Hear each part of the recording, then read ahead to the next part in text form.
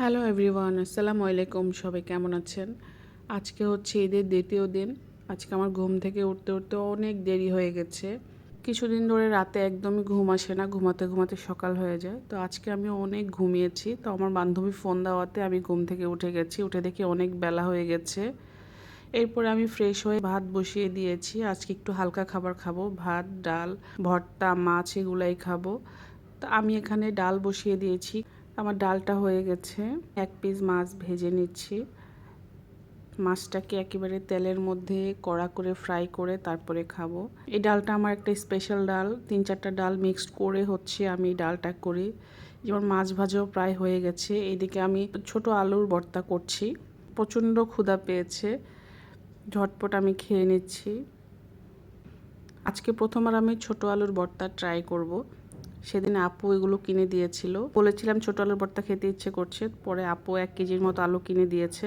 খাওয়া দাওয়া শেষ করে বিকেলের দিকে ভাবলাম একটু ছাদ থেকে ঘুরে আসি, অনেক দিন যাওয়া হয় না।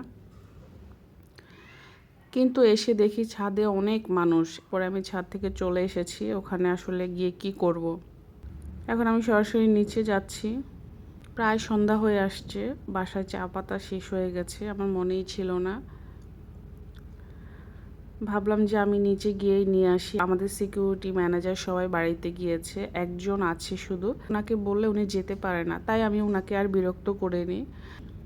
আমি নিজে গিয়ে দোকান থেকে নিয়ে এসেছি। এর মধ্যে মাগরিবের আজান পড়ে গেছে। বাসায় এসে কিছুক্ষণ পরে এই যে হাঁড়ি পাতিলগুলো আমি ক্লিন করে নিচ্ছি। আরেক পাশে চা বসিয়ে দিয়েছি।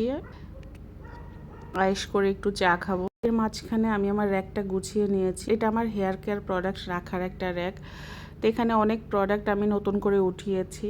এরপর রাতের খাবারের জন্য মাছের এই কাবাবটা আমি বানিয়ে নিচ্ছি। একটা মাছ ফ্রিজে ছিল, ওইটা দিয়ে আমি এরকম করে পেঁয়াজুর মতো বানিয়ে নিয়েছি। ওইটার ফুল রেসিপিটা আমি পেজে দিয়ে দিব, আপনারা চাইলে ওখানেও দেখতে পারেন।